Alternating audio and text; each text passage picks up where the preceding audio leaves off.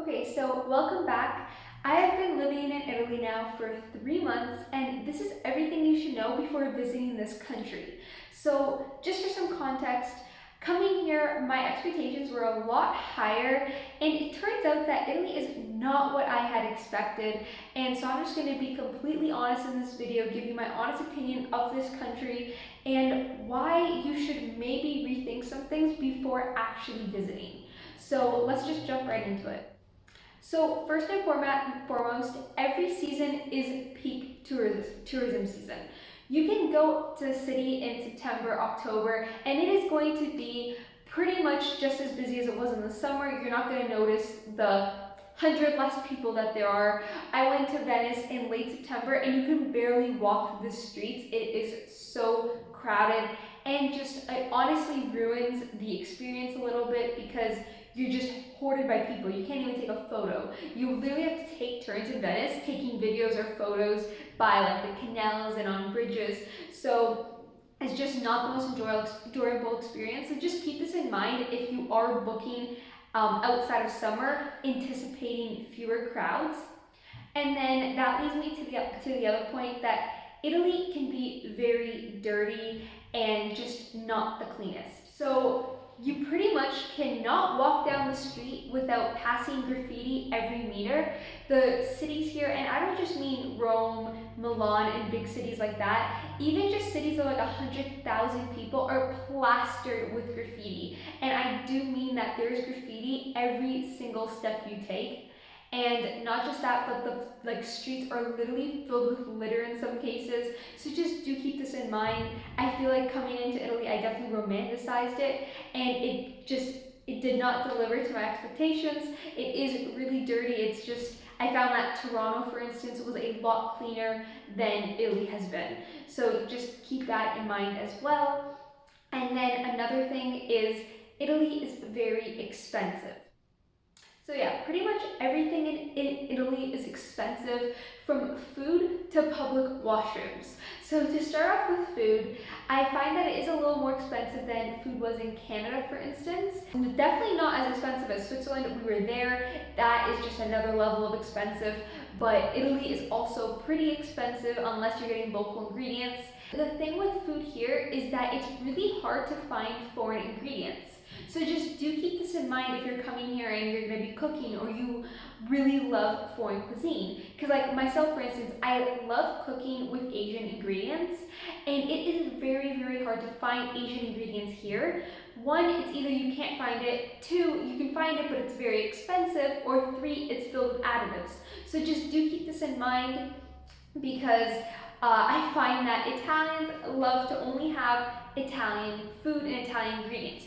I haven't really checked out Asian supermarkets or other ethnicity supermarkets in major cities, but like for instance, in a city of 100,000 people, you can't really find an Asian market. It's pretty much just Italian markets, and then they have half an aisle of, I guess you could say, exotic ingredients, but it's just definitely not common. So I find that Italians really only sell Italian flavors, and just do keep that in mind. So if you are looking to get something else, you probably have to order online, or it's just going to be a little more expensive. Now, another thing that's expensive is accommodation. Now, do not expect to spend less than around 200 Canadian dollars a night on a hotel, unless you book far in advance. And this goes for pretty much all major cities in Italy. So yeah, it definitely is expensive. And the worst part is that it costs money to use a public bathroom. Public bathrooms cost usually 1 to 2 euros per use. And if you're like me, that is not a good thing because you're going to be spending a lot of money just on a washroom. And worst part is that some train stations will actually only let you pay with credit card. So pretty much if you don't have a credit card, you cannot go to the washroom. And likelihood is that if a washroom does not charge you a service fee, then it doesn't have toilet paper. So if you're visiting Italy, just keep this in mind and make sure to always be carrying toilet paper with you. Otherwise, it's not going to be a fun experience. I've ran into that problem. So just, yeah, definitely keep in mind that you're going to need toilet paper or you're going to need some change or a credit card on hand. And then that leads me into the next point, everything about bathrooms. Now, another thing is that public bathrooms here are very hard to find. You're not going to you can't just pretty much walk into a fast food restaurant like you would back in Canada and ask to use their washroom. I find that it's not as common here to do that. So just keep that in mind when you see a washroom, definitely use it. And I also find that most supermarkets don't have a public restroom either. So yeah, just a good rule of thumb to keep that in mind. Okay, so to circle back to what I said about food here and supermarkets, there's a lot to know about food, especially if you are vegetarian. So let's just start with food in general. If you're coming here and excited for the food, I'm just gonna warn you, it might be a major letdown. If you love foreign cuisines or just a lot of flavor like I do, if you love food like I do, this might not be the place for you in terms of just eating, because I find that the food here is so bland if you get it from a restaurant. Maybe this is just because I'm vegetarian and I don't get to try the cheese or the meat or that kind of stuff, but the food that I can get, they just don't season it. Italians are not a fan of salt, and I know this for a fact because I have family that lives here, and I've literally asked people, they do not like salt, and they do not have a palate that's accustomed to it. And in terms of seasoning, they pretty much just use olive oil, black pepper, and a few herbs here and there. So I personally do not enjoy it. I definitely like more complex flavor combinations. So that also brings me to the point of supermarkets. So like I said, if you are looking for imported ingredients or Asian ingredients, for instance, it's going to be hard to find because it just simply is not in demand here. And yeah, so that's pretty much the whole types of food that they have here. Just keep your expectations low, honestly, because as much as Italy is hyped for their food, I personally don't agree with that view. I don't personally like the food here, but that's another story. And then so basically, if you are vegetarian, however, there are a few things to keep in mind as well. I would say that 95% of the cheese here contains animal rennet. And it is very hard to find a cheese that doesn't. So if you're in a supermarket, just make sure to look at the ingredient list and make sure it does not have caglio, which is rennet in Italian, Caglio. And if it does have caglio, if it says vegetable caglio, then you're fine because that's vegetarian friendly. But if it's just caglio, do not get it. You don't want to make the mistake of accidentally consuming it. And same goes if you're in a restaurant.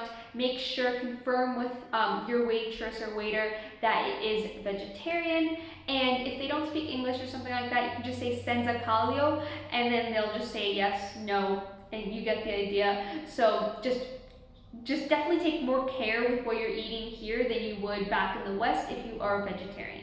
Another thing to know before visiting Italy that is not common in the West is that here people love to stare. And this is especially true for the older generation. You could just be walking, keeping to yourself, and people will just stare at you. And sometimes it does not look like they're giving you the nicest look, but I feel like this is just the culture here. They love to stare at you, they love to watch you, and a lot of times they will actually come up to you and strike up a conversation in Italian, even if they know you do not speak Italian. So yeah, just keep that in mind. They love to talk, they love to strike up random conversations, and I think that's pretty much just part of the culture. That's what I've realized from being here for 3 months. So yeah, just something to note that you probably would not have expected or accounted for prior to coming here.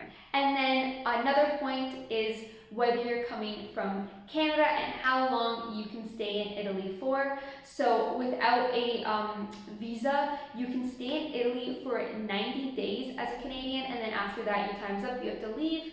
And if you do want to stay beyond 90 days, which I do not recommend because I'm already happy to be leaving now that my 90 days is up, you would definitely have to apply for your visa in Canada, and the application times are super lengthy. So you honestly would want to apply I'd say a year in advance to make sure you actually get it on time. And another thing actually is if you want to rent a car or drive in Italy, driving here is definitely a lot more hectic and chaotic than it is in the West. So I made an entire YouTube video on everything you need to know about renting a car and driving in Italy. So also make sure to check that out. And while you're here, subscribe to my YouTube channel and follow my TikTok at Mel's Traveling Fork. But yeah, so that's pretty much everything for today's video. These are just some of the main things you should know before visiting Italy. And if you have any other ideas, please comment them down below.